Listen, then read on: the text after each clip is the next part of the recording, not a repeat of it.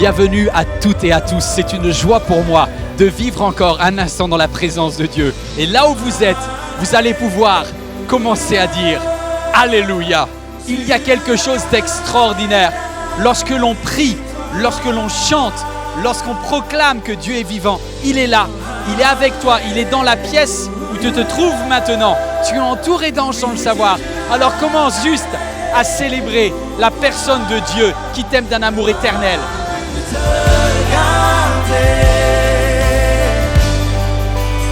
On va ressusciter. Et tu règnes en majesté. On va ressusciter.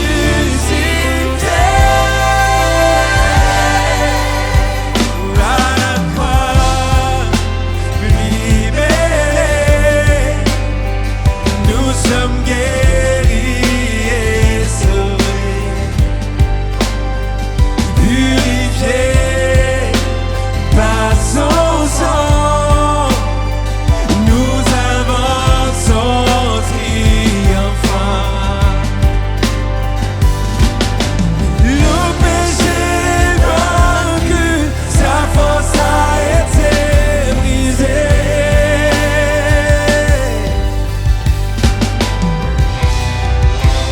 Nous avons Jésus, et acquis notre liberté.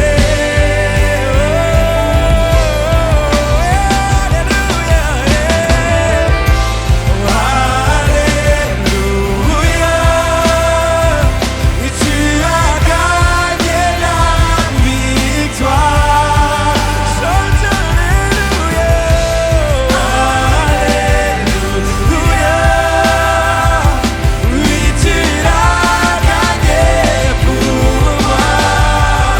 La mort n'a plus te garder. On va ressusciter. Et tu règnes en majesté. On va ressusciter.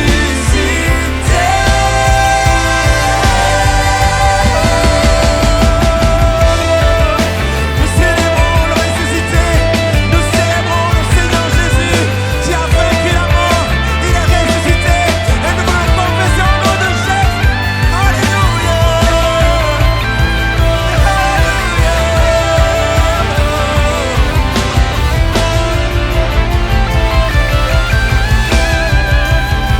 Il est ressuscité, il est vivant. Jésus est vainqueur et tout puissant.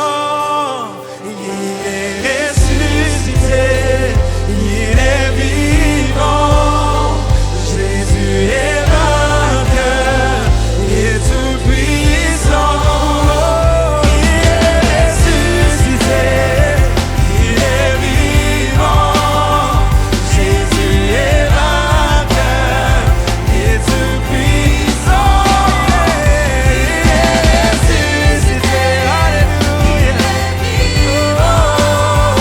Jésus est vainqueur et tout puissant. Alléluia,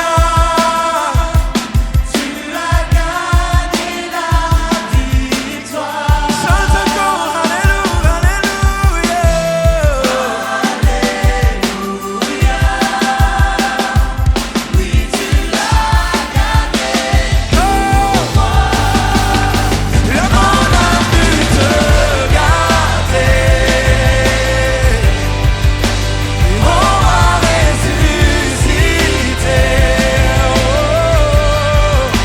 Et tu règnes en majesté. On va ressusciter.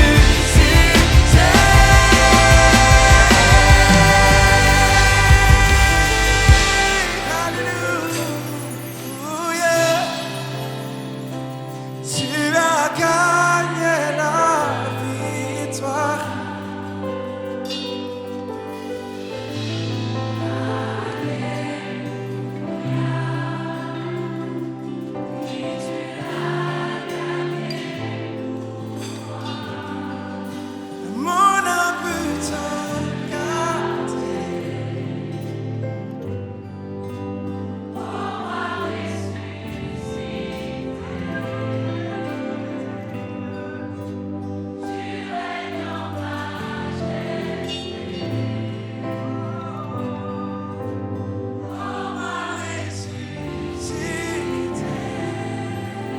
Alléluia. Nous célébrons le roi ressuscité. Alléluia. Jésus est couronné vainqueur. Jésus est couronné vainqueur. Notre roi est couronné vainqueur. Notre roi est couronné vainqueur. Notre roi est couronné vainqueur. Alléluia. Il est couronné vainqueur. Oh,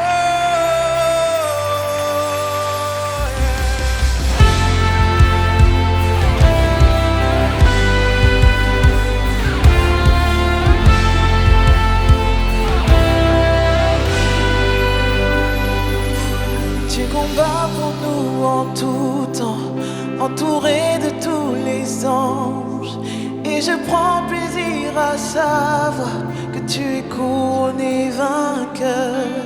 Mon secours et mon défenseur, mon ami et mon sauveur. Par ta grâce je vis, j'existe pour t'adorer. Quand j'entends louer ta grandeur, devant toi je me prosterne. Et la peur se tait devant toi, car tu es couronné vainqueur. Au Calvaire, le nom de ce lieu et de ta puissance déborde. Par ta grâce je vis, j'existe pour t'adorer.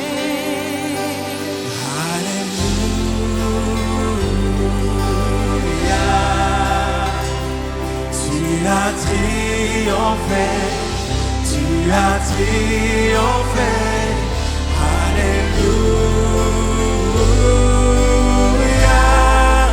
Jésus, tu as triomphé du monde.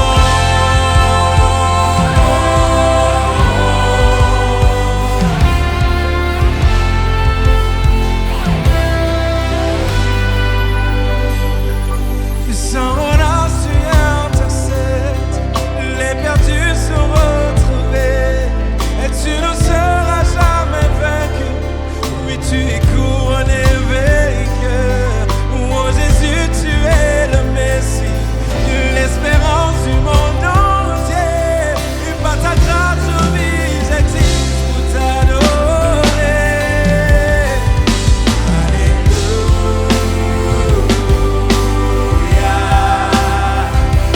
Tu as triomphé, tu as triomphé.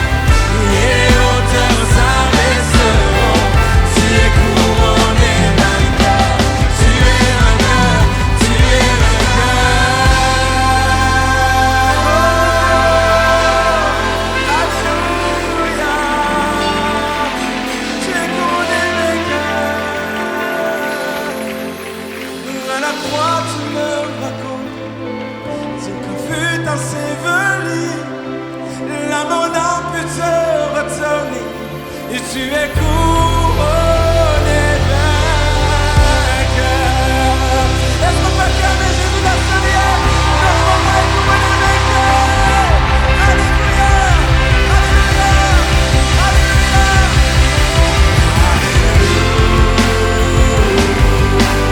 Alléluia. Oh, tu as triomphé.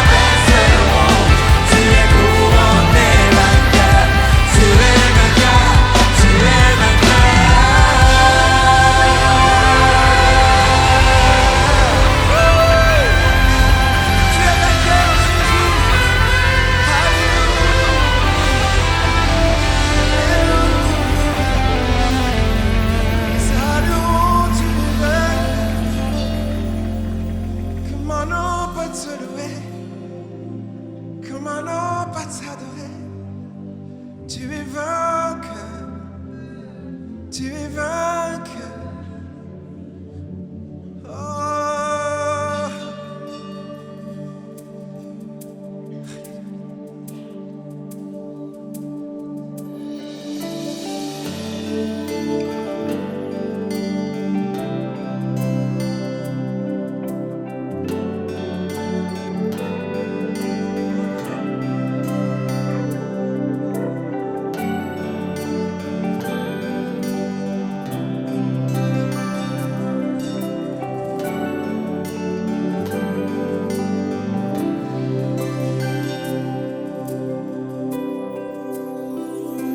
Jésus-Christ, agneau de Dieu, je t'adore. Emmanuel, fils de Dieu, je t'adore. Admirable conseiller, je t'adore. Prince de la paix, lion de Juda, je t'adore.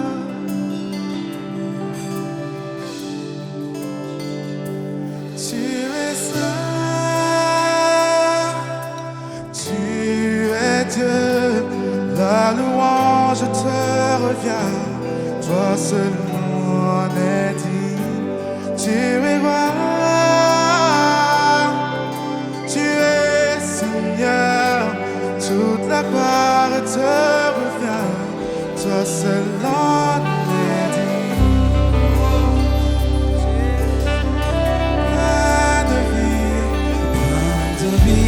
Plein de grâce, je t'adore. Rédempteur merveilleux, je t'adore. Parole de Dieu, parole de vie, je t'adore. Puissant sauveur, libérateur, je t'adore. Tu es saint.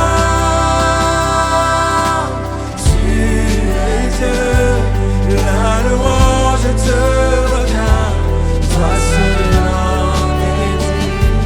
Tu es roi, tu es Seigneur, toute la gloire te revient, toi seul en es digne. Tu es saint, tu es Dieu, la louange te revient, toi seul en es digne. Tu es roi, tu es Seigneur, toute la gloire te revient, toi seul en es digne. Oh, seul est digne, seul est digne de recevoir la louange de tes enfants. Alléluia. Est-ce qu'on peut ensemble élever nos mains vers le ciel? Est-ce qu'on peut ensemble élever nos mains vers le ciel comme un signe d'adoration à notre Seigneur Jésus?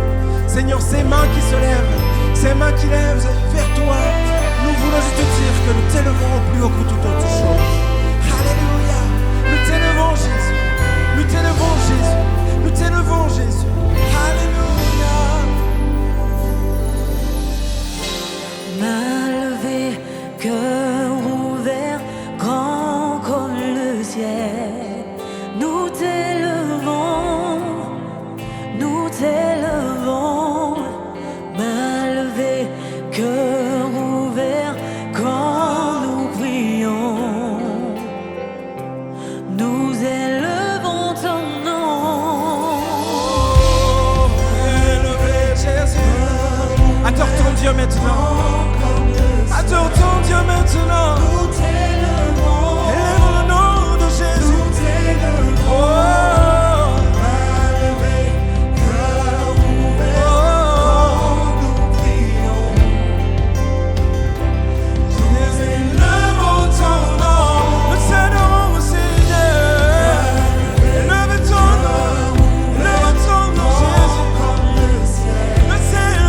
Nous t'élevons.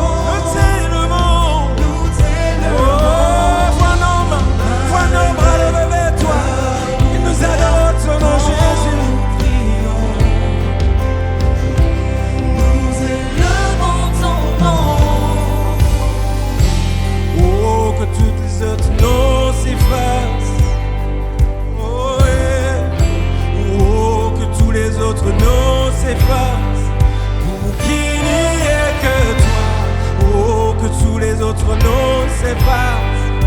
Et Jésus prend ta place. Jésus prend ta place. Oh, que tous les autres noms s'effacent. Maintenant dans son lieu, maintenant au nom de Jésus. Oh, que tous les autres noms s'effacent. Les autres noms. Oh, que tous les autres noms s'effacent. Oui, Jésus prend ta place. Jésus prend ta place. Est-ce que tu peux le confesser, proclamer? Jésus, Jésus. Oh, que tous les autres noms s'effacent. Oh, que les autres noms s'effacent. Oh, que tous les autres noms s'effacent. Pour qu'il n'y ait que toi. Oh, que tous les autres noms s'effacent. Oui, Jésus prend ta place. Jésus prend ta place. Oui, tous les autres noms s'effacent. Maintenant, que tous les autres noms s'effacent. Maintenant, Jésus, il n'y a que toi. Oh, que tous les autres noms s'effacent. Oh, pour qu'il n'y ait que toi. Oh, que tous les autres noms s'effacent. Oui, Jésus prend ta place. Jésus prend ta place. Jésus prend ta place. Jésus prend ta place. Jésus prend ta place. Jésus prend ta place.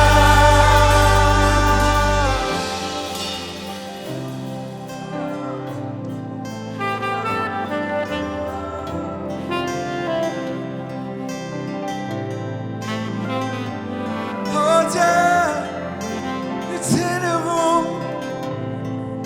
nous t'élevons, main levée, nous élevons ton nom. Oh Dieu, nous t'élevons, main levée, nous élevons ton nom. Dieu, oh Dieu, nous t'élevons. C'est pas la vie plus fort. Nous t'élevons. C'est pas la vie plus fort. Main levée, nous élevons ton nom. Oh Dieu, nous t'élevons. Nous t'élevons. Main levée, nous élevons ton nom. Son nom est élevé dessus de tout, Jésus.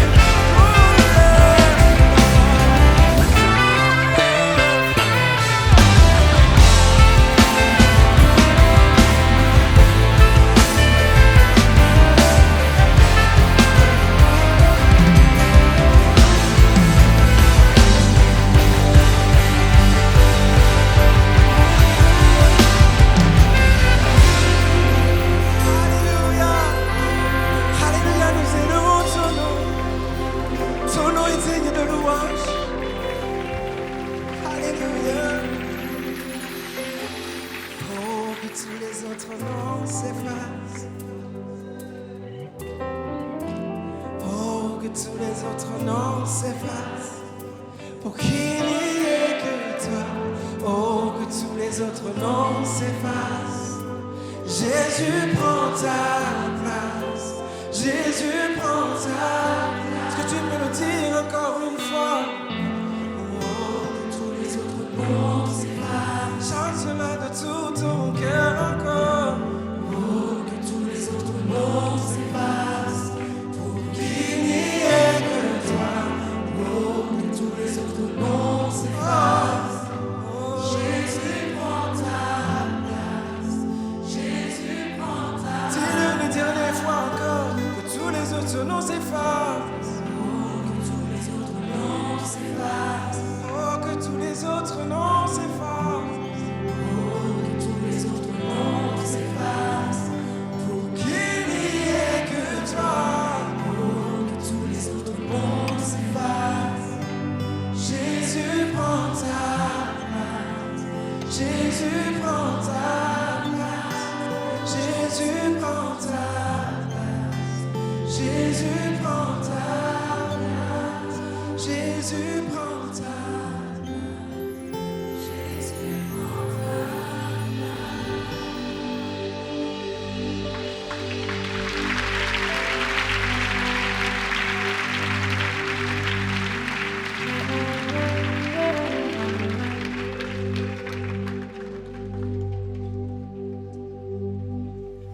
Bonjour à toutes, bonjour à tous qui êtes présents ici et toi devant ton écran.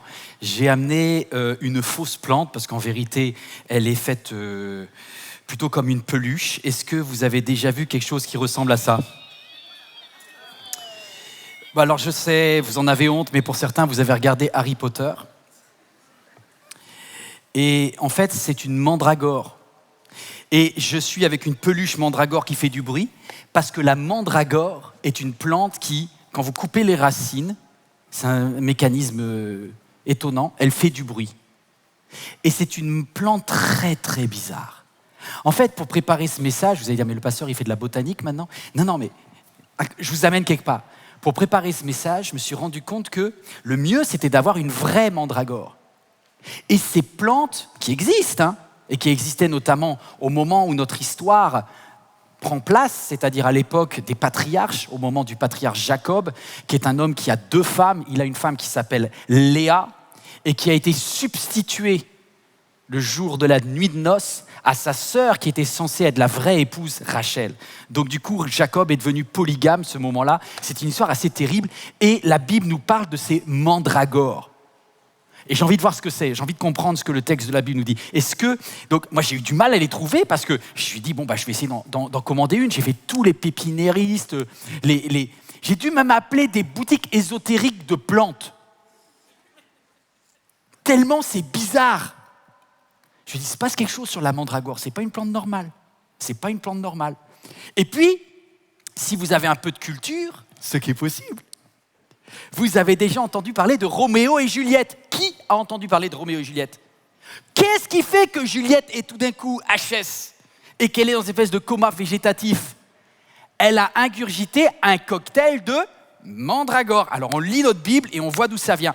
Qu'est-ce qui se passe ? On est dans le Genèse 30, au verset 14, il nous dit « Ruben, c'est le fils aîné de Léa, les 2 sœurs, donc le fils aîné de la grande sœur, sortit à l'époque de la moisson du blé et trouva des mandragores, quelqu'un répète après moi, mandragores, on va voir l'objet du délit là, et les apporta à sa mère Léa.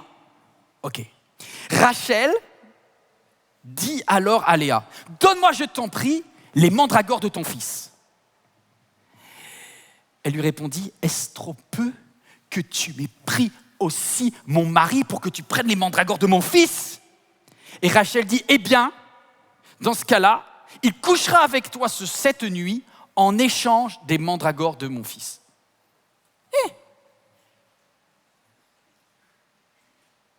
C'est quoi cette histoire ?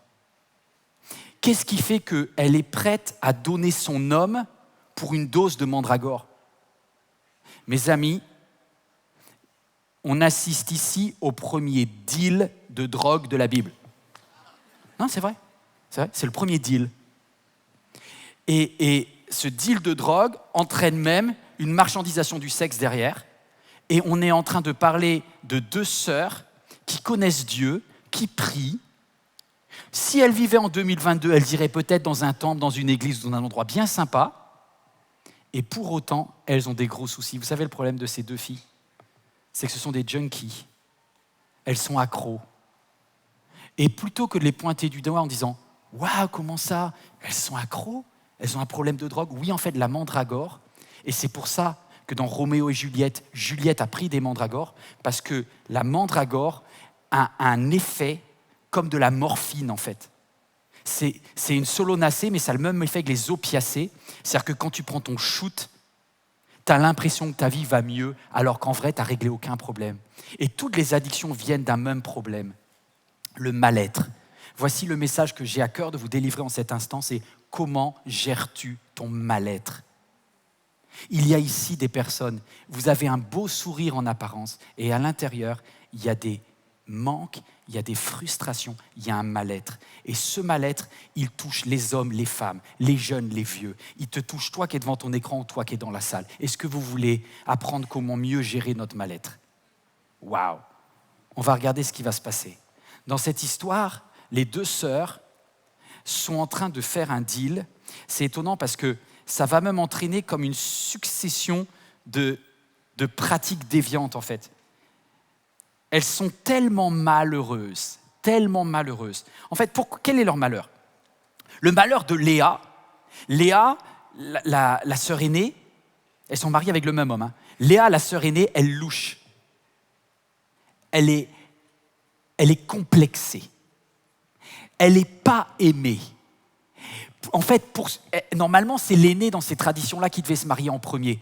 Mais en fait, personne ne voulait d'elle. Alors, ce qu'elle a fait, en fait, c'est qu'elle a trafiqué avec son père pour être mis dans le lit de l'homme de sa sœur le soir de la nuit de noces. Il faut avoir des soucis quand même. Quand tu es complètement désespérée et malheureuse, quand tu te sens sale, quand tu te sens moche, tu es prêt à faire n'importe quoi pour l'amour d'un garçon. Et toute sa vie, Léa, elle va être sans cesse à la recherche de l'amour d'un garçon. Je fais juste une pause. Je sais qu'il y a des ados dans la salle. Je sais qu'il y a des un peu plus âgés aussi.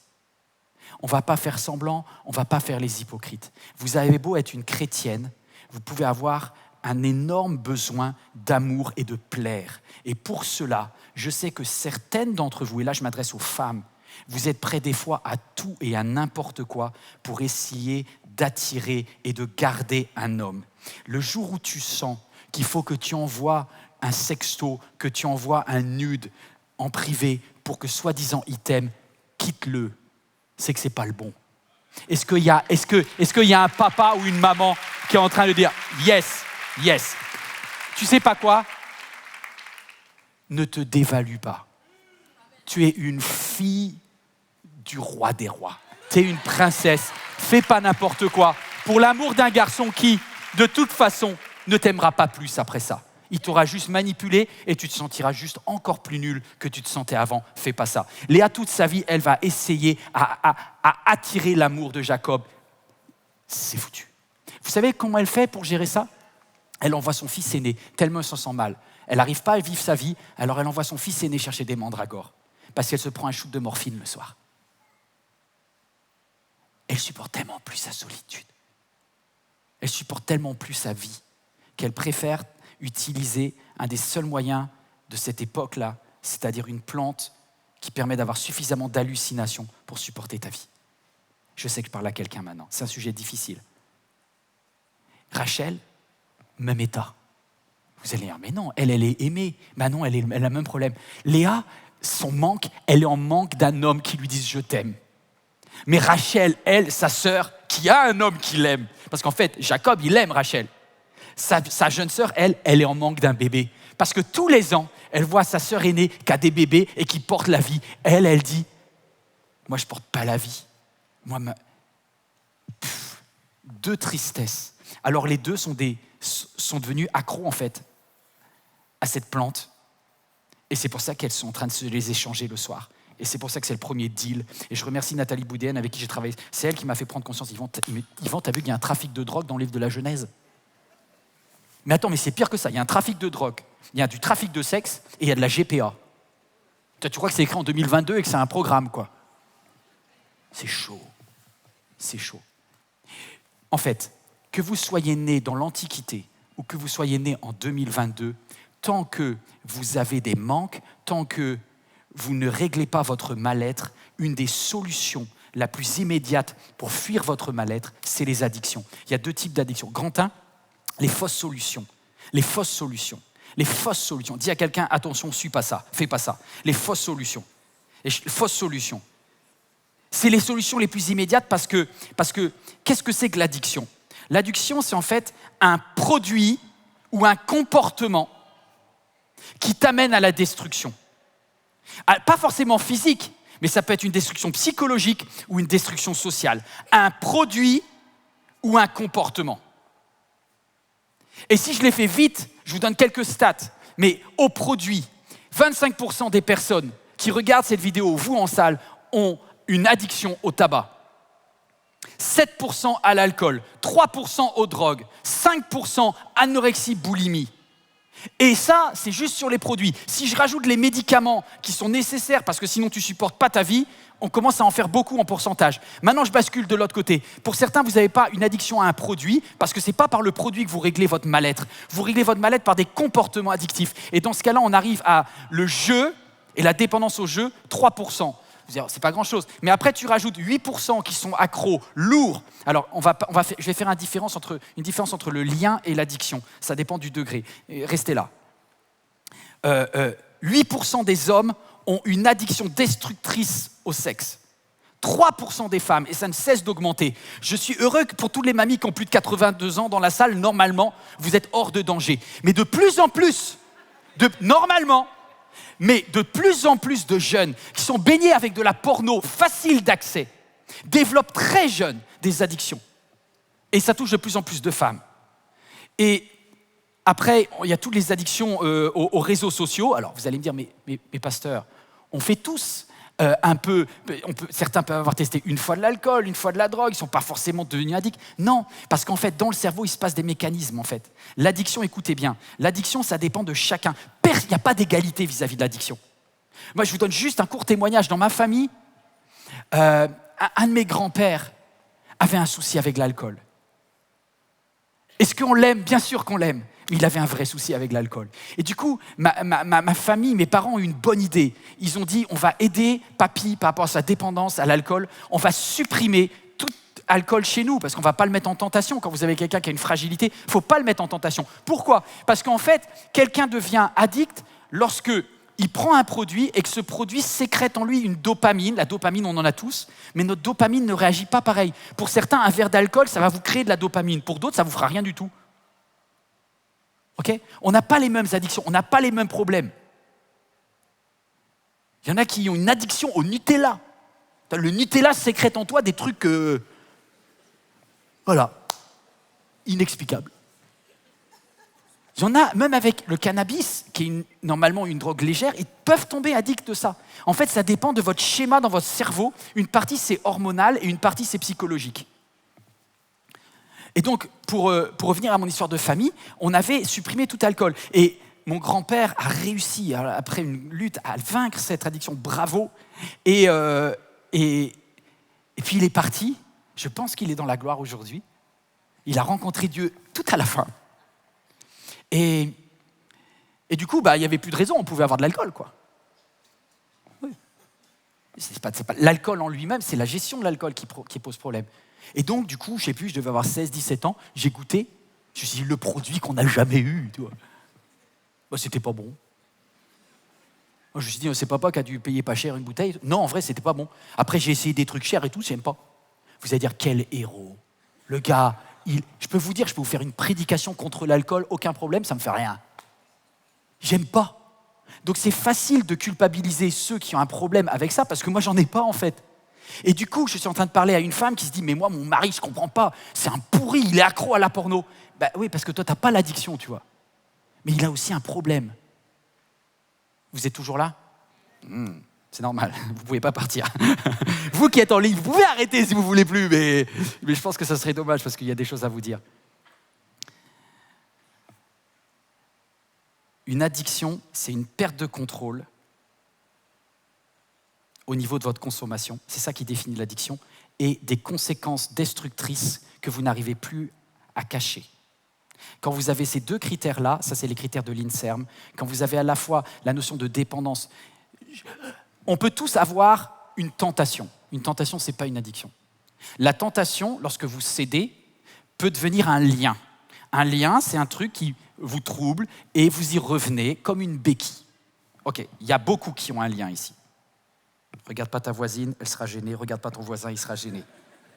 Maintenant, il y a une partie qui va plus loin que le lien et qui bascule dans l'addiction. L'addiction, c'est lorsque ce produit ou ce comportement, tu n'arrives plus à diriger, à contrôler ta conso.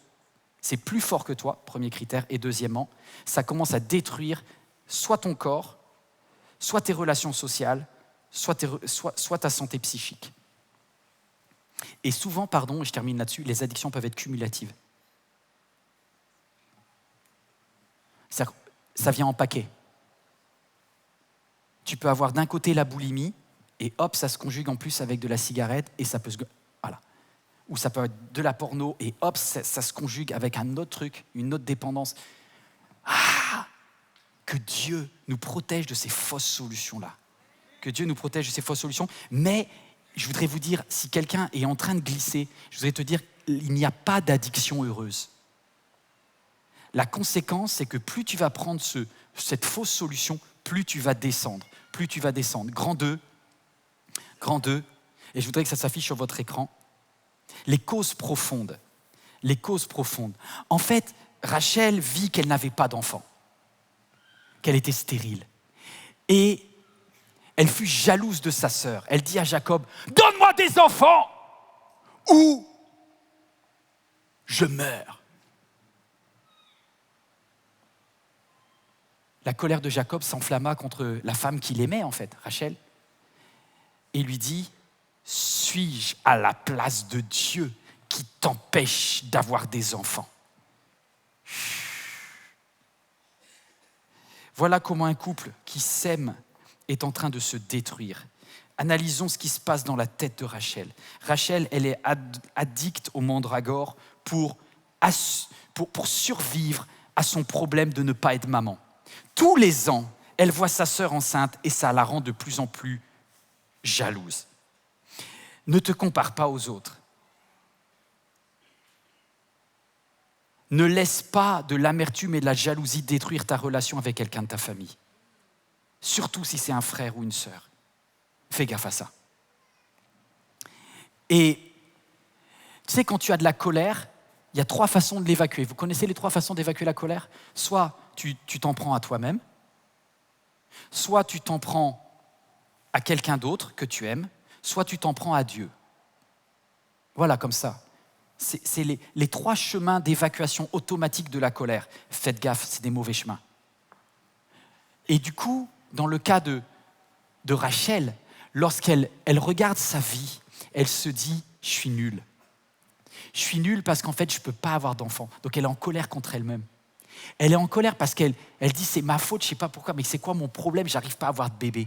Tous les ans, ma sœur, elle en a et moi, je n'en ai pas. » Et ça monte en bas. Et surtout que, deuxième chose, elle se rappelle que Dieu avait donné une promesse à son mari. Dieu a dit à son mari « tu es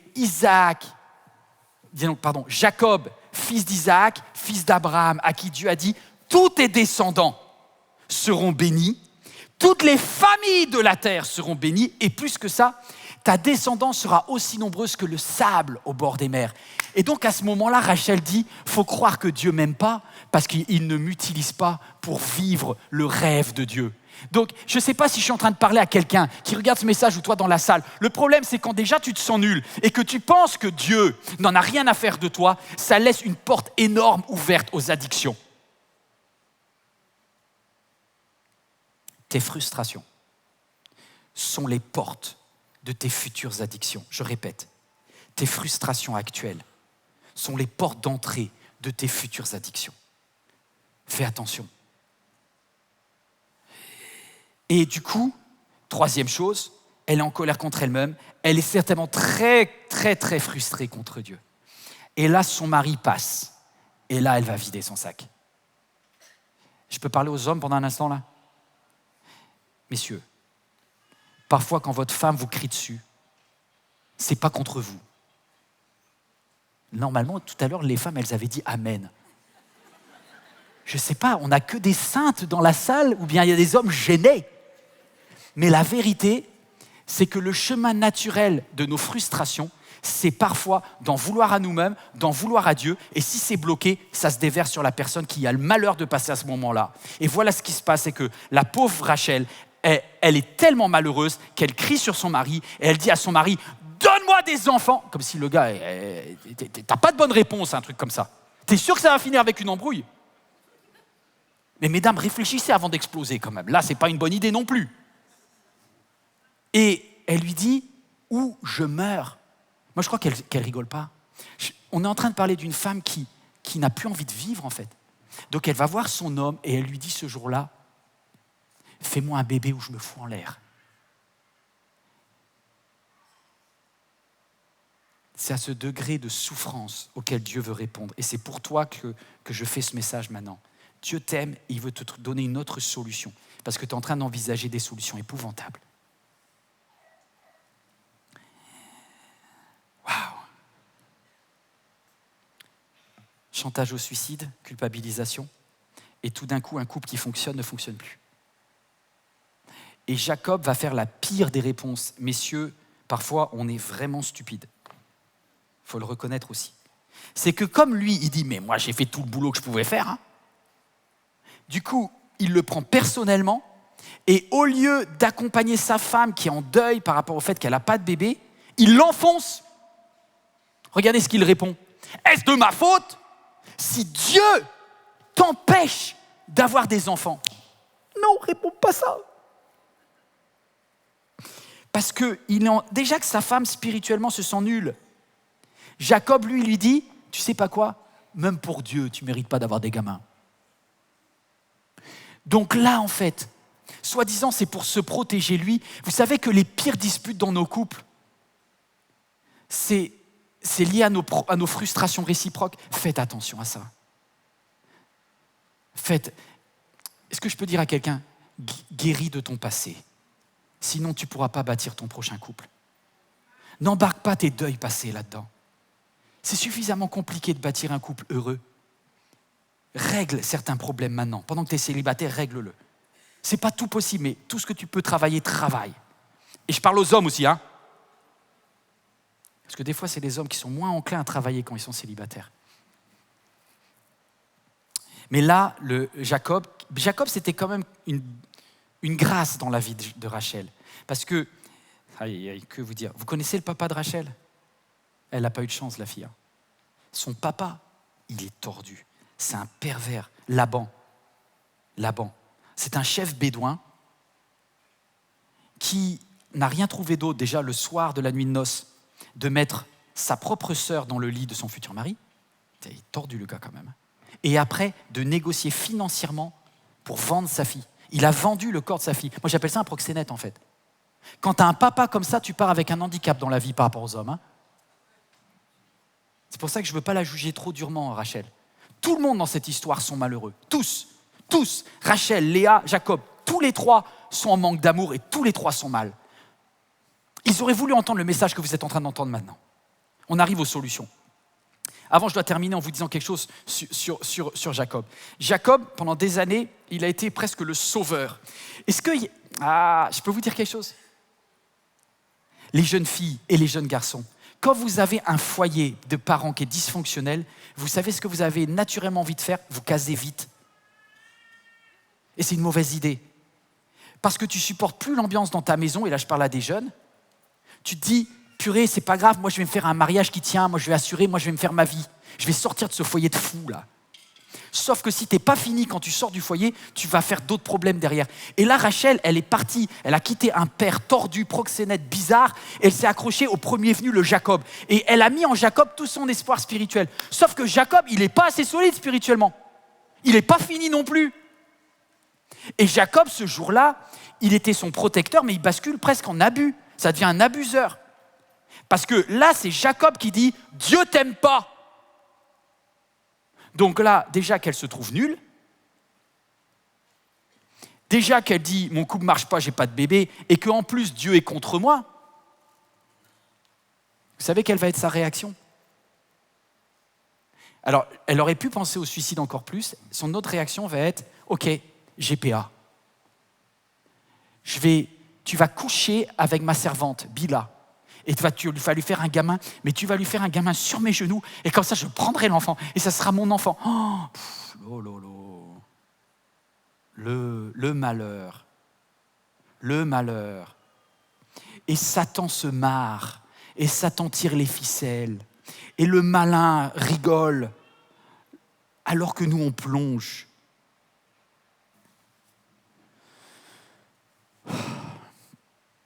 Elle lui donna donc sa servante Bila.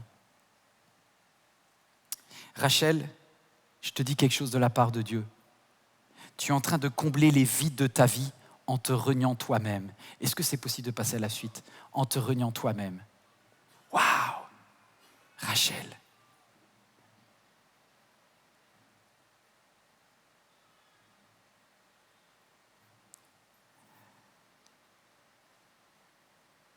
Qu'est-ce qui va se passer quand le bébé va naître? Tu vas être heureuse? Non, elle ne va pas être heureuse. Un peu, juste un instant, mais tu n'as pas réglé le problème. Toutes les addictions, toutes les fausses solutions vous laisseront aussi malheureuse qu'avant. Vous laisseront, si c'est un homme, tu vas faire quelque chose qui ne te ressemble pas, tu vas aller dans des solutions qui ne te ressemblent pas, parce que tu n'as pas réglé le problème de fond. Et ça ne va pas derrière. Bilha va tomber enceinte, elle donne à Jacob un fils, elle dit « Dieu m'a rendu justice, il m'a même donné un fils, il m'a accordé un fils. » Et elle va l'appeler Dan. Rachel, fais pas ça. Tu sais, lorsque tu vas pas bien, toutes tes croyances et toutes tes valeurs spirituelles, ça devient n'importe quoi. Tu confonds tout. Lorsque quelqu'un est addict, au moment de son addiction, je suis en train de parler là à quelqu'un, au moment de ton addiction, quand tu vas basculer vers l'alcool, quand tu bascules vers une drogue douce, dans une drogue dure, vers un médicament, vers de la nourriture, vers un comportement de jeu, vers un comportement de pornographie addictif, qu'est-ce qui se passe? À ce moment-là, ton cerveau est en vrac. Et tu finis par dire des choses, peut-être que pour Dieu, du coup, c'est pas un péché, que c'est comme ça qu'il m'a fait, et puis de toute façon, il n'y a pas de solution. Et il y a commencé à avoir des mensonges spirituels qui viennent dans ta tête. Et là, ce qu'elle est en train de dire, c'est un mensonge spirituel. Elle va faire un deuxième gamin, parce en fait, ça ne suffit pas, donc elle recommence. Bilha, la servante Rachel, retomba enceinte et donna un deuxième fils à Jacob. Et elle dit, j'ai lutté divinement contre ma sœur et j'ai été victorieuse. Mais non, mais vous êtes deux malheureuses. Vous êtes en train de vous détruire parce que vous êtes en manque d'amour et vous choisissez la colère.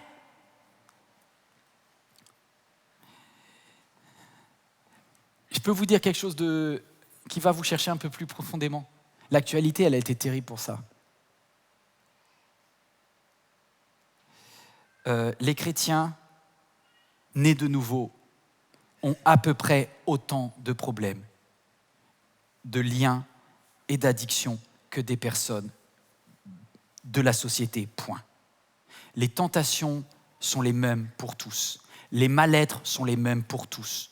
Vous ne pouvez pas savoir qu'est-ce qui peut... Parfois, c'est un accident qui va vous faire basculer dans une addiction. Parfois, c'est une agression. Parfois, c'est encore autre chose. Parfois, c'est parce que vous avez été victime d'inceste. Parfois, c'est...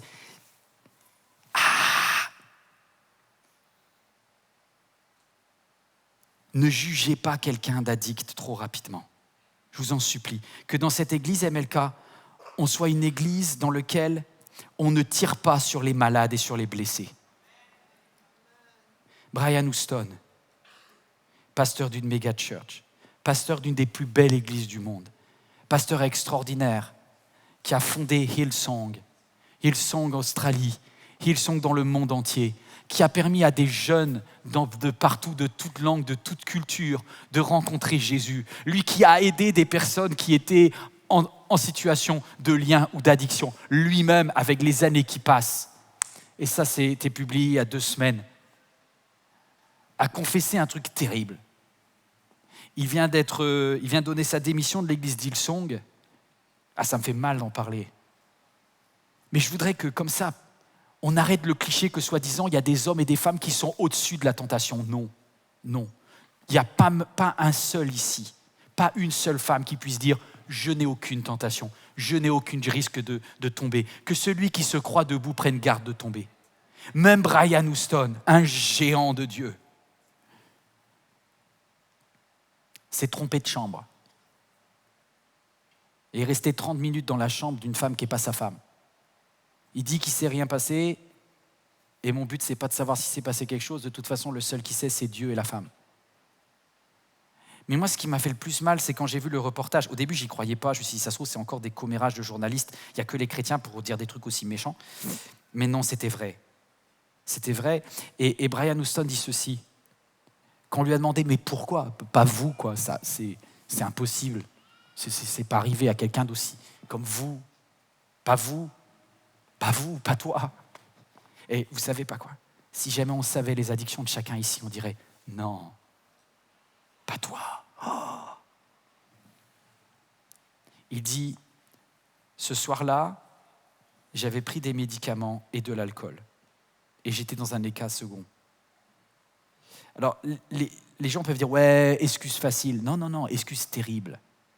Vous savez pourquoi? Je pense que c'est vrai. Je pense qu'au début, Brian Houston, il a du stress comme tu as du stress. Il a beau être pasteur d'une méga church, il a des conflits à gérer, il a des critiques à supporter, il a des frustrations à assumer, il a un mal-être comme chacun peut en avoir, d'accord? Et une des façons de gérer ton mal-être, c'est de prendre un petit calmant avant de dormir. Et c'est ce qu'il a fait. Au début, il a pris juste un petit cachet. Et comme le cachet, ça marchait un peu, mais qu'au bout d'un moment, comme tous les effets de toutes les substances, ça ne marche plus, il faut en doser un peu plus. Donc il a dosé. Puis après, il s'est dit, petit cachet, gros cachet. Mais ça ne suffit pas pour pouvoir retrouver la paix et évacuer le mal-être. Alors qu'est-ce qu'a fait Brian Houston? Il a fait petit cachet, gros cachet, petit verre d'alcool. Mais comme ça ne suffit pas, il a fait petit cachet, petit verre d'alcool, gros verre d'alcool. Et comme ça ne suffisait pas, petit cachet, petit verre d'alcool, gros verre d'alcool, changement de chambre. Et là, boum, en un instant, il brise tout ce qu'il a bâti pendant toute sa vie. Et moi, j'ai juste une pensée pour lui. Vous savez ce que la Bible dit? Et je voudrais qu'on le lise ensemble. Frères et sœurs, si un homme vient à être surpris en faute, vous qui êtes spirituels, redressez-le dans un esprit de douceur. Soyez doux. Soyez pas méchants dans vos paroles. Et il dit, veille sur toi-même de peur que toi aussi tu ne sois tenté. Je prie pour pasteur Brian Houston. Je prie pour que Dieu l'aide, que Dieu aide sa femme, que Dieu aide ses enfants, que Dieu aide tous les leaders d'Hillsong, que Dieu bénisse cette église, même s'ils sont certainement sous le choc. Et vous savez pas quoi? Vous allez me dire, ah mais c'est ça les méga-churches. Non, ce qui est vrai dans les grandes églises est vrai dans les petites églises. Vous savez pourquoi? C'est dirigé par des êtres humains, point. Donc priez sans cesse, prions les uns pour les autres.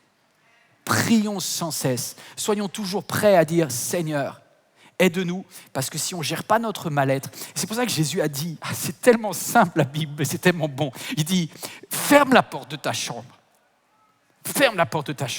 et dis, notre Père qui est aux cieux, que ton nom soit sanctifié, que ton règne vienne, que ta volonté soit faite sur la terre comme aux cieux. Et après il dit,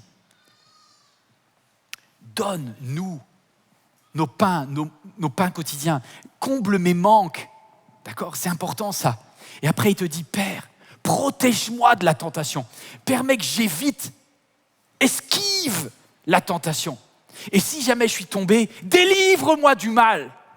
Comme moi-même, je pardonne à ceux qui m'ont fait du mal. Parce qu'ici, il y a des personnes qui sont addictes, il y a des personnes qui ont des liens, et puis il y a beaucoup de personnes qui sont victimes d'autres personnes qui ont des liens ou qui sont addictes.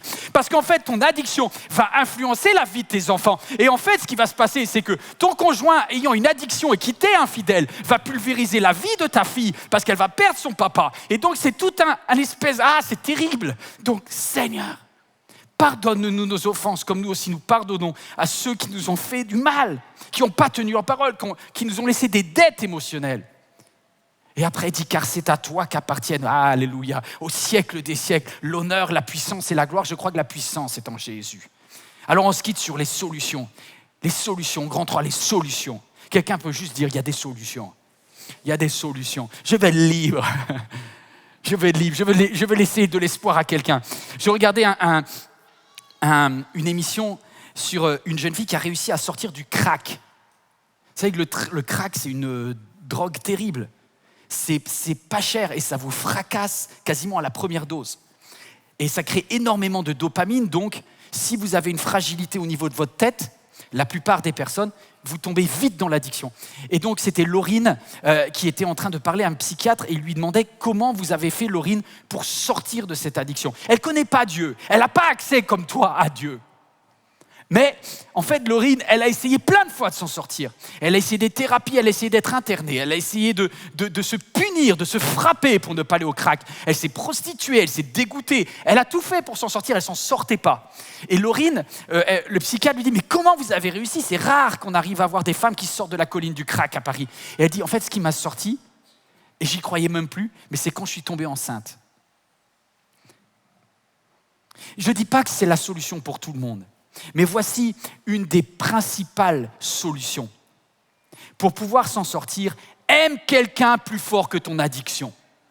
Aimer quelqu'un plus fort que ton addiction. En fait, l'addiction, c'est du faux amour. Ça t'attire. Et la seule façon, c'est qu'il y ait quelque part à l'opposé quelque chose de bon qui t'attire. Et moi, je te dis, si tu n'as pas un enfant, si tu n'as pas un mari, si tu n'as pas une femme, fonce vers Jésus. Parce que je crois qu'il y a quelqu'un. Lorsque mon amour pour Jésus augmente, mon niveau de bonheur augmente, mon niveau de mal-être diminue. Et c'est pour ça que même pour quelqu'un qui est seul, Jésus reste la meilleure solution. Après, c'est sûr qu'on a des besoins naturels, des besoins physiques, mais ça aide. Focalise ton amour sur Jésus. Focalise ton amour sur Jésus. En fait, beaucoup se disent, une des solutions, et c'est vrai, je comprends, ça peut être la peur de la sanction. Beaucoup se disent, je vais lutter en me punissant. Et là, je parle de chrétiens. Et je parle encore plus à toi qui es né dans une famille chrétienne. Il y a un petit peu ce côté maso chez nous. On a fait du mal, tiens, il faut qu'on se tape. Comme ça va nous enlever l'envie de recommencer. C'est pas vrai. L'envie, elle part pas avec la méchanceté. L'envie, elle part pas avec la souffrance. Oui, tu as juste peur. C'est-à-dire que ça... Depuis qu'il y a les radars sur les routes, on roule moins vite. Mais ça ne veut pas dire que la tentation de rouler vite, elle a disparu. Hein. C'est juste qu'on a peur de prendre une prune. C'est-à-dire que ça n'a rien réglé au fond. La peur, la crainte n'enlève pas le problème, il le cache. Et c'est vrai qu'une des façons, et dans toutes les thérapies, notamment pour les sex addicts et tout ça, il dit réfléchis dans quel état tu seras après. Et des fois, quand tu réfléchis, ouf, je vais finir dans cet état-là, ouais non, vaut mieux pas commencer. Mais la peur ne t'empêche pas complètement. L'amour, oui. L'amour parfait bannit la crainte. Lorsque tu découvres l'ami qui est Jésus, non, vous dites, mais est-ce qu'il est là quand je tombe? Oui, il est là. Non, parce qu'on pense tous que Jésus est là quand on est au summum, quand on est en réunion de prière, quand on est en louange. Non, Jésus est là quand tu es dans ton addiction et que tu te dégoûtes toi-même. Jésus est là quand tu détestes ton corps. Jésus est là lorsque tu détestes qui tu es en train de devenir avec ton addiction au jeu, à un produit, etc. Jésus est là. Je ne sais pas si vous avez vu pour les hommes, et là je parle à tous mes collègues, il y a un film que je vous conseille. Je sais qu'il y a 80% des hommes dans cette salle et devant votre écran, vous avez un lien avec la pornographie. Vous savez pourquoi? Parce que c'est les statistiques. Et si on fait un bulletin secret, et c'est ce qu'on fait sur des milliers de personnes qui se réclament chrétiennes, hommes chrétiens, évangéliques aux États-Unis, plus de 80% ont admis avoir un lien, je n'ai pas dit une addiction. Une addiction, c'est-à-dire que carrément ça détruit ta vie. Un lien au niveau de la pornographie. Et pour s'en sortir, ils ont fait un film extraordinaire qui s'appelle Le cœur de l'homme. Je vous conseille de le regarder, allez sur YouTube, regardez Le cœur de l'homme. Peut-être ça va être dans les sous-titres disponibles en lien à la fin de cette vidéo pour vous qui regardez. Mais Le cœur de l'homme, le réalisateur, il a ce problème-là. Tout en étant chrétien, il aime Dieu. Et en fait, ce qu'il dit, il était bouleversé le jour où il s'est rendu compte que, alors qu'il se sent esclave, prisonnier, il est avec son habit rayé, il est juste rien. Il se considère comme un déchet de l'humanité, indigne de porter le nom de Jésus. Il dit, je suis comme dans ma prison, dans ma cellule. Et là, je vois quelqu'un qui s'installe à côté de moi et je lui demande son prénom. Et la personne me répond, je suis Jésus, je t'accompagnerai partout. Même dans les moments les plus obscurs de ta vie, même dans les moments les plus sombres de ta vie, même quand toi, tu te détestes, il t'aime encore. Ne me demandez pas pourquoi. Il a considéré que tu valais la peine à ce qu'il meure à la croix pour toi. Avant même que tu le connaisses, avant même que tu lui aies dit un « je t'aime », il t'a tellement aimé qu'il a donné sa vie pour toi. Avant même que tu sois créé, Dieu rêvait du jour où il pourrait connecter avec toi. Peut-être il y a même une femme qui est addicte à quelque chose, même dans le domaine de la sexualité. Pour les femmes, c'est encore plus humiliant, c'est encore pire, parce que vous dites, on est complètement folle. Les femmes, lorsqu'elles sont addictes de sexualité, on les appelle même des nymphomanes. Il y a quasiment un vocabulaire qui a été créé pour dire ça, c'est vraiment des folles. En vrai, il y a énormément de souffrance, et je regardais sur Internet, une thérapeute chrétienne aux États-Unis qui répondait à une personne qui a écrit une lettre déchirante. C'est une femme qui est en train d'exploser son mariage. Elle a été plusieurs fois infidèle, c'est plus fort qu'elle. À chaque fois, elle fait n'importe quoi.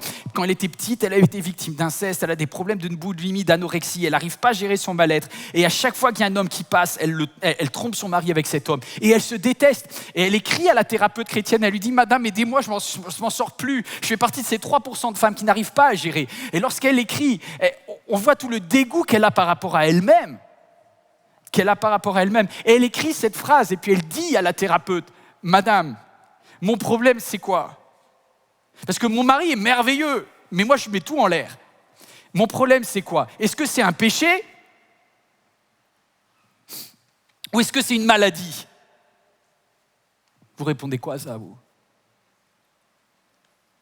C'est les deux, en fait. Oui, c'est un péché, mais c'est aussi une maladie.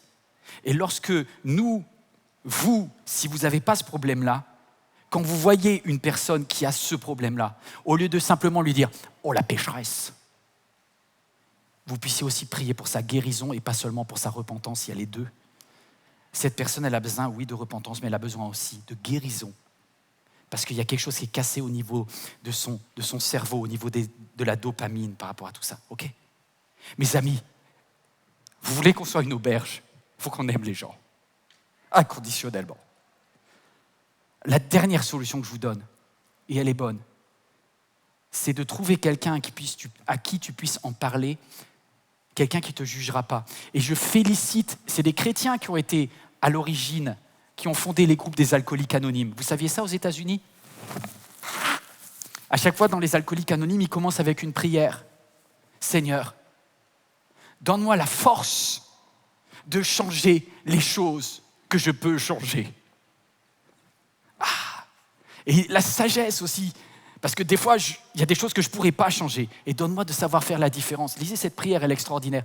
Et moi, je rêve qu'un jour, l'église MLK puisse être une église où on puisse créer des groupes de discussion. On n'est pas prêt encore. En vérité, sur le papier, ça paraît simple, mais à mettre en place, c'est tout un travail. Et je remercie Eric et Rachel Dufour qui sont spécialisés là-dedans, avec le pasteur Christine, avec ma femme également. On est en train de se mettre nos cerveaux de toutes nos forces pour dire il faut que l'église MLK puisse aller plus loin dans des groupes de parole pour qu'il y ait des lieux sécures, confidentiels, où on puisse parler, peut-être pas pour vous, mais peut-être pour vos enfants, peut-être pas pour vous, mais peut-être pour votre papa, peut-être pas pour vous, mais on a besoin de le faire. Aujourd'hui, on ne sait pas encore le faire et ça demande tellement d'organisation. Priez pour qu'on arrive à le faire. Mon but, Nathalie, j'avais ma femme au téléphone, je dis ma chérie, quand est-ce qu'on pourra mettre tous ces groupes en place ? Des groupes sur la cigarette, des groupes sur l'alcool, des groupes sur le sexe, des groupes... Comment on va pouvoir aider les gens ? Parce que quand même, c'est à la liberté que Christ nous a appelés. C'est pas l'esclavage, on veut vivre la liberté. Mais pour ça, il faut être honnête. Il faut trouver des lieux où on peut parler librement. Alors je vous quitte en vous disant ceci.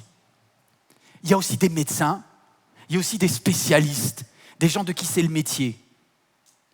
Et vous pouvez, il faut oser. Parfois parce qu'on est chrétien, on n'ose pas. Alors je vais inviter dans quelques instants la médecin Azadeh Guguin pour qu'elle puisse nous donner quelques conseils pour nous en sortir lors du MLK+, rester connectés. Mais Dieu veut t'appeler à la liberté. Alors, demande l'aide de quelqu'un qui t'aime inconditionnellement et aimer quelqu'un encore plus fort que mon addiction. Amen. Est-ce qu'il y en a qui veulent commencer un chemin de délivrance ? Peut-être ça sera tout de suite. Parce que des fois, il y en a qui sont délivrés tout de suite. Peut-être ça prendra un chemin.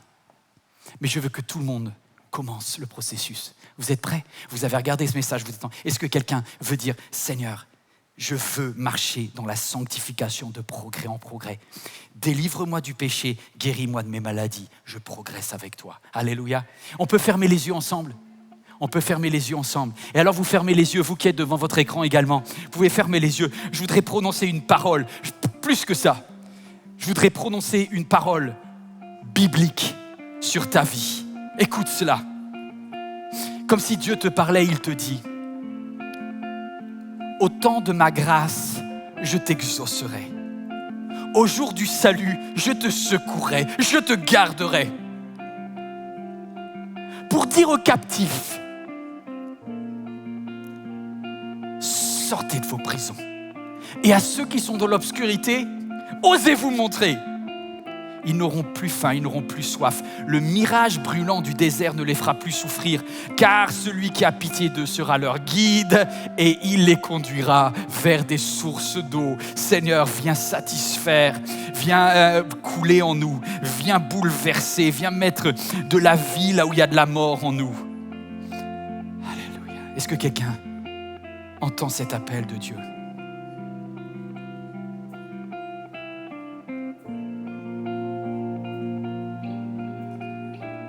Lève-toi à ta place. Me voici.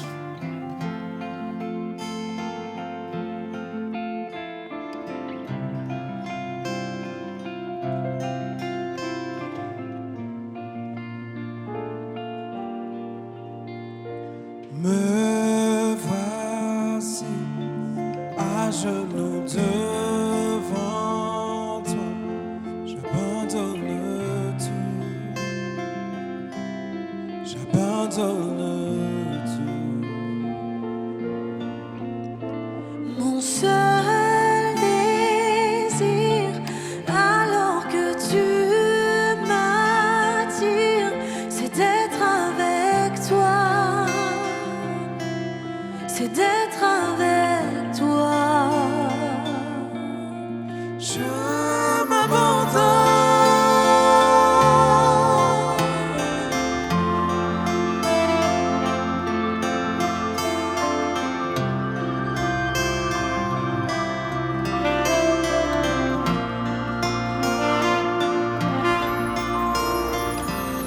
À ta grâce, viens inonder mon âme. J'ai besoin de toi. J'ai besoin de toi.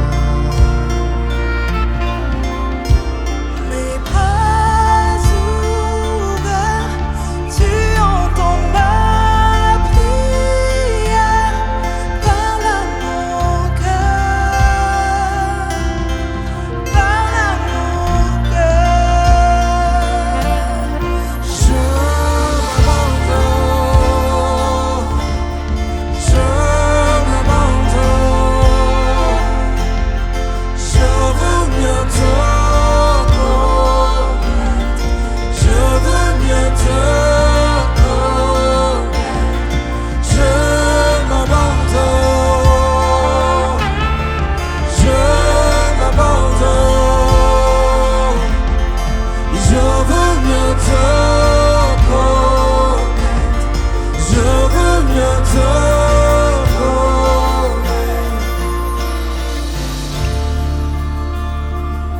Jésus a dit, venez à moi, vous tous qui êtes fatigués, vous tous qui êtes chargés, et je vous donnerai du repos. Il nous a dit, vous ferez quelque chose, comme une transfusion de vie. À chaque fois que vous vous réunirez, et vous qui êtes devant votre écran, allez chercher, prenez-le avec nous. Vous prendrez un morceau de pain qui est cassé, et vous direz, ah, ce pain est cassé. C'est comme le corps de Jésus qui est cassé pour moi. Et lorsque tu le prends, en toi, il te construit. Tu prendras un peu de vin ou un peu de jus de raisin. Et lorsque tu le boiras, tu diras, merci Jésus, parce qu'à la croix, tu as lavé tous mes péchés. Je suis en toi une nouvelle créature. Les choses anciennes sont passées. Mes péchés sont repoussés à l'extrémité de l'univers. Je suis pardonné, je suis justifié, je suis nettoyé, je suis une nouvelle personne devant toi. On prend la Sainte Seine ensemble. En fait, partout dans cet auditorium, à 360, pas forcément sur le devant, allez sur les côtés. Mais lorsque vous allez prendre une petite coupe, dedans il y a un morceau de pain sur l'opercule haute. Prenez-la, prenez le pain d'abord. Restez d'ailleurs près des personnes qui vous attendent. Venez sur le devant, on va prendre la Sainte Seine ensemble. Venez sur les côtés, allez derrière. Vous qui êtes devant votre écran, continuez à louer. C'est un moment de grâce, la Sainte Seine. C'est un moment de célébration. C'est la coupe de bénédiction.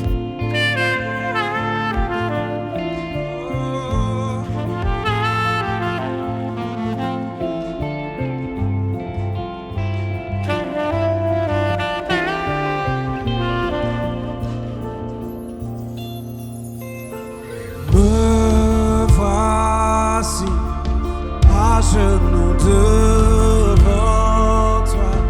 J'abandonne tout. J'abandonne tout. Mon seul désir, alors que tu m'attires, c'est d'être avec toi, c'est d'être avec toi. Je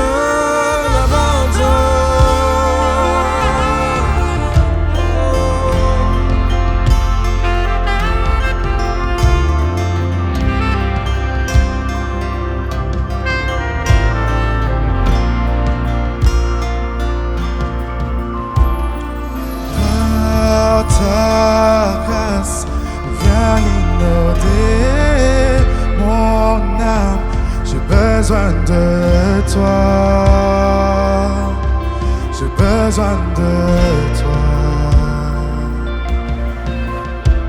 Mes bras ouverts et tu entends ma prière. Parle à mon cœur,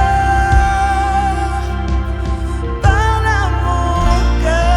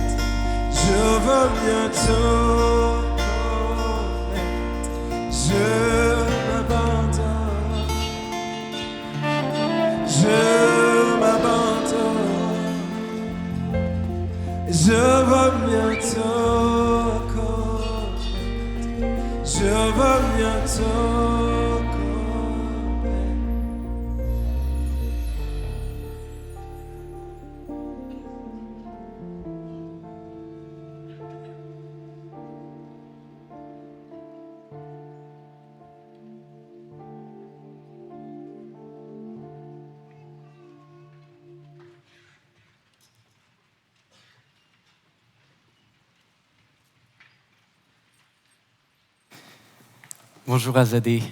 Bonjour Yvan. À chaque fois que ça devient un peu médical, j'ai quand même besoin de l'aide.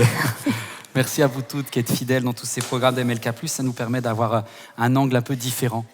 C'est pas religieux, c'est à la fois médical, mais on parle de Jésus. Les mandragores, tu savais ce que c'était ?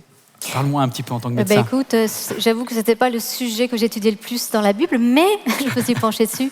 Et c'est vrai que c'est passionnant.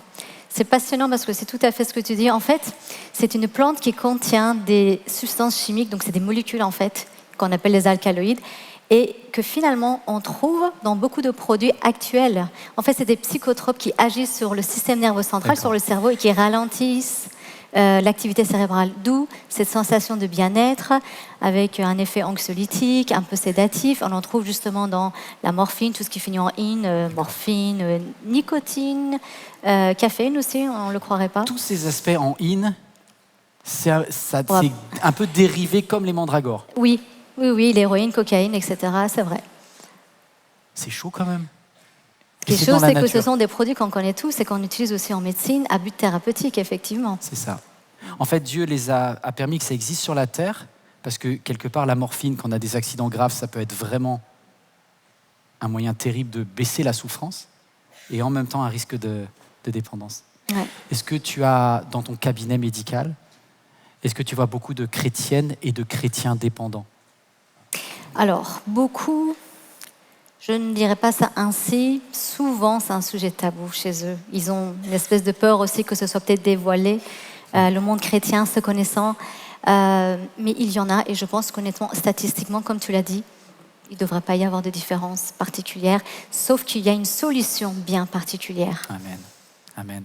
Là, je regardais les chiffres. Donc, 50, si on faisait tout le calcul de nombre de personnes ayant une dépendance, ça ferait 53%. Mais ce n'est pas tout à fait vrai parce qu'il y a des cumulards. Oui, exact. Est-ce que toi, tu constates aussi, et c'est terrible, ça veut dire que c'est des personnes qui sont multidépendants. Est-ce que toi, tu as vu ce genre des blessures de l'enfance qui entraînent des... Ouais. Comment on peut les aider? Eh bien, c'est important ce que tu as dit aussi tout à l'heure, hein. C'est l'amour dans un premier temps. Je dirais que c'est le rôle de chacun dans le corps de Christ. Aimer jusqu'à ce qui n'est pas aimable, aller vers ce qui n'est pas aimable. C'est vrai que les gens qui ont une addiction, il y a toujours un contexte aussi autour qui fait qu'on n'a pas forcément envie de s'y frotter. Il y a des profils particuliers, beaucoup de souffrances aussi en amont qui sont même inconsciemment cachées et qui vont décompenser sous ces formes d'addiction. Aimer les personnes, quand ils se sentent en confiance, elles vont parler, c'est vrai. Et dans le corps de Christ, chacun a son rôle, avec son frère, avec sa sœur, pour essayer d'être une oreille à l'écoute, sans jugement. Et effectivement, après, il y a le professionnel aussi, Oui. qui devrait être là, parce que le sevrage dans ces cas-là est très dur. Dans certains types d'addictions, ça peut aller jusqu'à une hospitalisation pour plusieurs jours. Donc, il faut aussi se faire aider, vraiment, ce qu'on appelle le médecin généraliste, hein, son rôle, Oui, c'est ça aussi, oui, il oui. est général. Les pousser à aller voir Donc, aussi son médecin. Lorsque quelqu'un rentre dans un cabinet avec la carte vitale, on demande consultation et faut oser le dire. Il faut oser le dire, mais il n'y a pas que ça. Tu sais, il y en a beaucoup qui sont dans le déni même. D'accord. Surtout les jeunes. Ils sont beaucoup dans le déni. Moi, j'ai des cas comme ça où c'est les parents qui les emmènent, qui me les laissent en disant « Voilà, il y a ça et ça qui ne va pas ». Quelqu'un qui est dans les dénis ne pourra jamais se faire aider, bien sûr. Et il y a des aides, justement. Il y a des sites, justement, drogue.gouv.fr. Alors on va mettre en légende derrière là, cette vidéo à chaque fois les Oui. sites de ressources. On veut que vous ayez des sites de ressources. Il y a ces ressources avec des grilles de critères pour essayer de s'auto-évaluer et pour voir où est-ce qu'on se trouve. Est-ce qu'il y a addiction? Est-ce qu'elle est à quel degré? Faible, moyenne, forte? Et là, effectivement, c'est déjà un début parce qu'on ne pourra pas, comme dit en médecine, hein, aider ou traiter un malade qui s'ignore. Est-ce que quelqu'un, alors du coup j'ai une autre question, est-ce que quelqu'un peut s'en sortir tout seul sans aide extérieure? Parce que des fois on peut se dire, allez, je vais m'en sortir tout seul. Le sevrage est quand même difficile, hein. Ouais. Bien Tout sûr, seul. je pense que la personne qui s'est dit ça a déjà essayé. Et elle constate que, non, malheureusement, elle va échouer.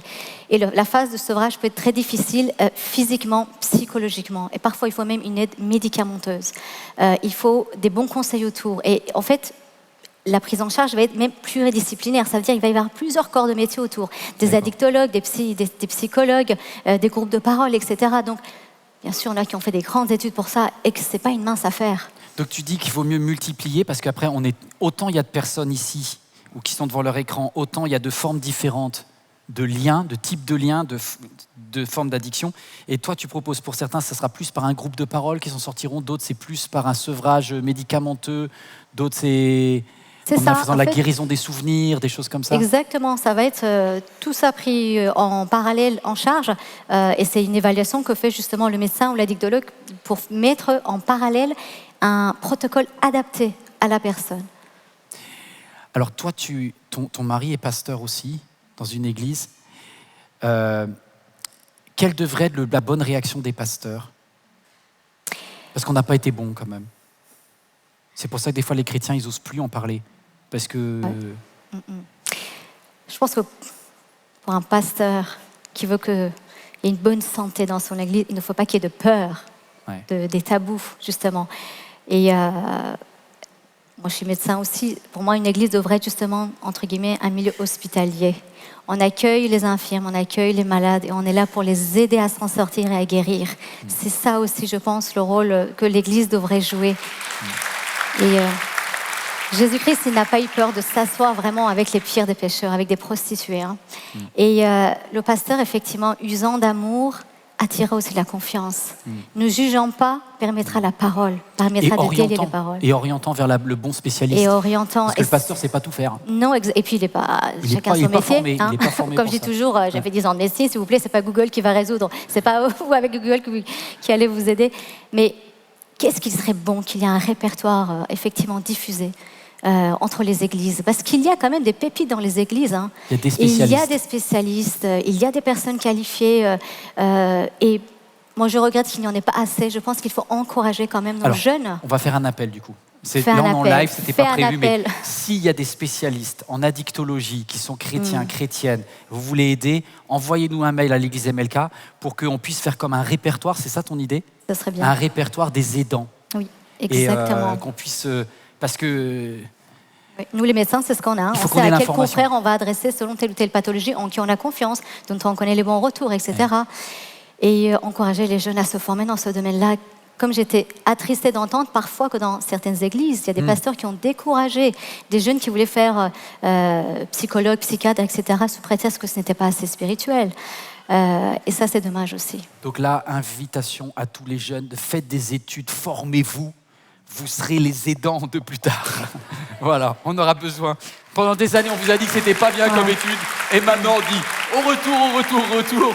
On a besoin d'hommes et de femmes qui se lèvent et qui nous aident à prendre en charge la souffrance des personnes qui viennent. Waouh, c'est beau ça. Oui. Ouais. C'est beau. Est-ce que tu as un dernier mot, quelque chose que tu voudrais dire, un nom que j'aurais oublié, ou... parce que c'est tellement grand, tellement vaste comme sujet. Non, mais je C'est dirais une parole que- d'encouragement. Écoute, la motivation, elle est importante. La motivation. Le partage avec quelqu'un, se faire aider, est crucial. Il y aura toujours quelqu'un en haut. Et Dieu vous le mettra sur la route. Il suffit de lui demander, Seigneur, à qui? Montre-moi à qui je peux me confier. Parlez-en à votre médecin. Et une dernière chose que je dirais, c'est que toujours rester sur ses gardes. Toujours rester sur ses gardes, une fois même sorti d'une dépendance quelconque. D'accord. Une fois que, là tu es en train de parler, rester sur ses gardes, pas par rapport aux professionnels, rester sur ses gardes, une fois qu'on a réussi à vaincre Oui, une addiction, oui. Alors, de je ne dirais pas retomber, même- c'est ça? Attends, je vais revenir en arrière. J'ai compris. Avant et après. D'accord, avant et après. Ne commencez jamais.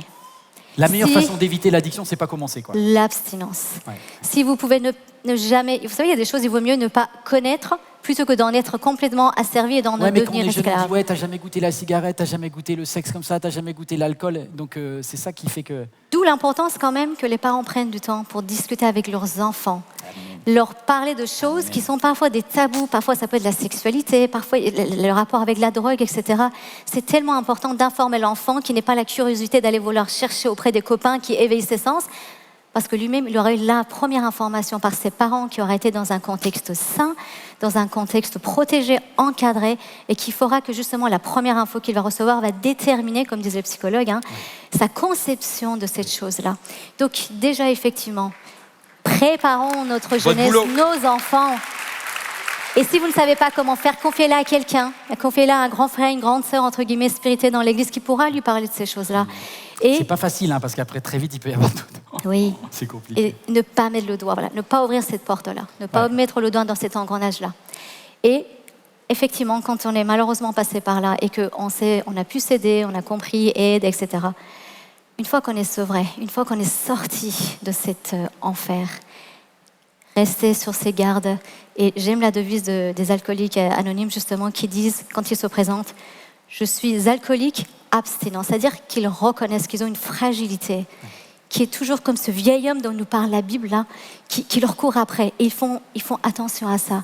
Et parce qu'en effet, comme tu l'as dit, l'être humain est fait avec cette notion de plaisir qu'il a besoin de combler.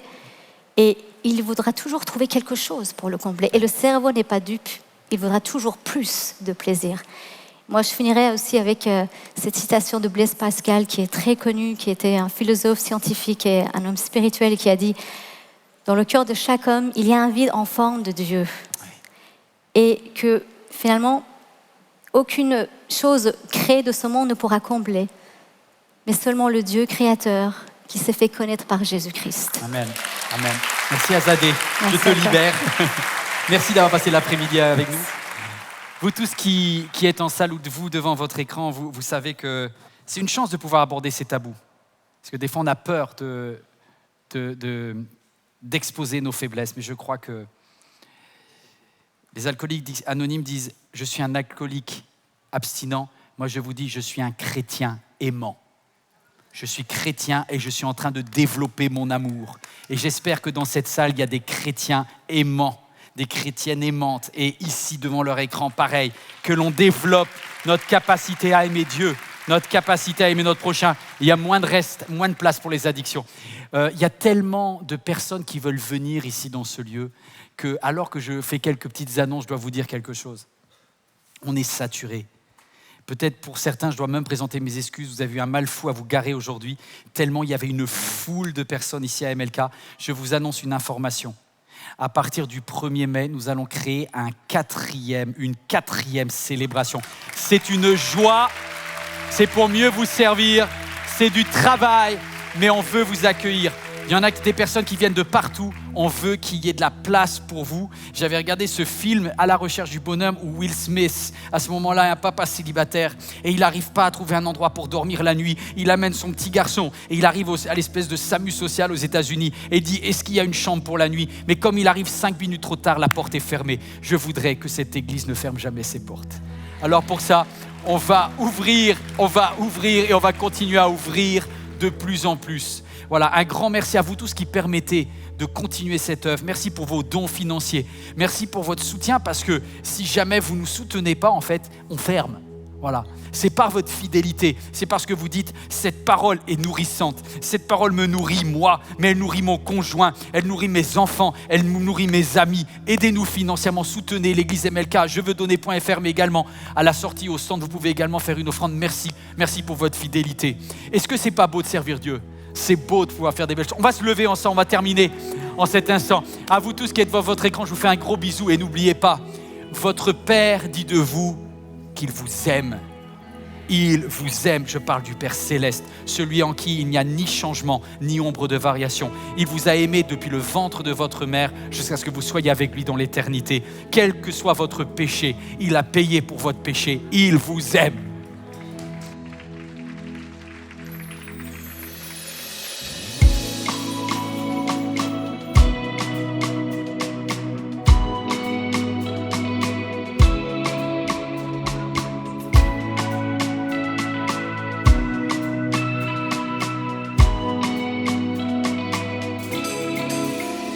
Mon Père a créé l'univers. Mon Père tient ma vie dans sa main. Quand j'ai peur, c'est bien lui qui accourt. Si je perds pied, c'est bien lui qui me porte. Mon Père a créé l'univers. Mon Père tient ma vie dans sa main. Quand j'ai peur, c'est bien lui qui accourt. Si je perds pied, c'est bien lui qui me porte. Parce qu'il m'aime, il m'aime. Oh, je suis le fils du Dieu vivant, le créateur de l'univers. Il m'aime, oh, il m'aime. Oh, je suis le fils du Dieu vivant, le créateur de l'univers. Il m'aime.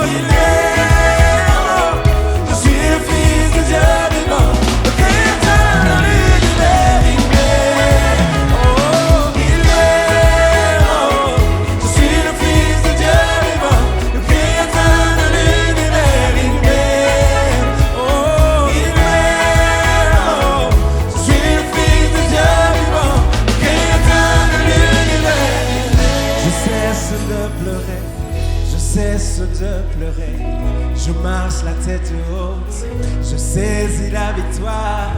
Mon Père est devant moi, mon Père est mon soutien. Si tout lui appartient, alors je n'ai plus peur. Je cesse de pleurer, je cesse de pleurer. Je marche la tête haute, je saisis la victoire. Mon Père est devant moi, mon Père est mon soutien. Si tout lui appartient, alors je n'ai plus peur. Mes amis, on a un Père extraordinaire au ciel. On a un lieu sur la terre où on peut aimer nos frères et sœurs. Et ça, c'est extraordinaire. Dans quelques jours, je vous annonce pour vous tous qui êtes ici présentiels à MLK, on va pouvoir ouvrir le restaurant. Ça ouvre en mai. Voilà, donc on va avoir le rooftop. Ça, c'est top. Mais, parce qu'on aime nos bébés, je fais une annonce spéciale à tous les mamans et les papas qui ont des tout petits bébés. À partir de septembre, il va y avoir une crèche professionnelle qui va ouvrir dans l'espace MLK. Voilà, cette crèche est externalisée auprès d'une société qui est une société spécialisée en crèche. Juste pour information. Comment faire pour avoir une chance d'avoir une place? En fait, c'est une crèche qui s'adresse à des entreprises et pas aux particuliers directement. C'est-à-dire que c'est les entreprises qui doivent réserver les places. Donc, ce que je te propose en tant que parent, c'est que tu vas voir ton patron et tu lui dis, voilà, ton employé bien-aimé sollicite auprès de ton excellence l'achat d'une place à la crèche MLK. C'est top là-bas. J'aimerais bien que tu me fasses du bien en me permettant d'avoir une place là-bas. Et en plus, il va avoir une réduction fiscale super intéressante pour lui. Mais vous, là, ça vous permettrait d'avoir un endroit merveilleux pour vos enfants. Il y a la responsable de cette entreprise qui vous attend dans le hall si vous avez des questions pour comment faire pour pouvoir avoir une place en crèche grâce à votre entreprise. Est-ce que vous avez été bénis en cet instant? Que Dieu vous bénisse. Il vous aime, il vous aime. Bon retour à tous. Il m'aime, il m'aime, oh. Il m'aime, oh. Je suis le fils du Dieu vivant, créateur de l'univers. C'est le cœur, alléluia. Oh, il m'aime encore. Je suis le fils du Dieu vivant, créateur de l'univers. Il m'aime, oh, il m'aime, oh. Je suis le fils du Dieu vivant, le créateur de l'univers. Il m'aime, oh, il m'aime, oh. Je suis le fils du Dieu vivant, créateur de l'univers. Je cesse de pleurer.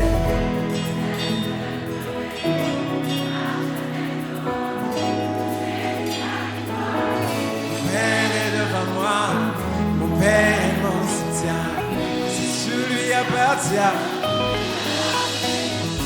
oh, je cesse de pleurer, je cesse de pleurer. Je marche la tête haute, je saisis la victoire. Mon Père est devant moi, mon Père est mon soutien. Si tout lui appartient, oh, alors je n'ai plus peur. Il m'aime, oh, il m'aime, oh. Je suis le fils du Dieu vivant, le créateur de l'univers. Il m'aime, oh, il m'aime, oh. Je suis le fils du Dieu vivant, le créateur de l'univers. Il m'aime, oh, il m'aime, oh. Je suis le fils du Dieu vivant, le créateur de l'univers. Il m'aime, oh, il m'aime, oh. Je suis le fils du Dieu vivant, le créateur de l'univers. Il m'aime.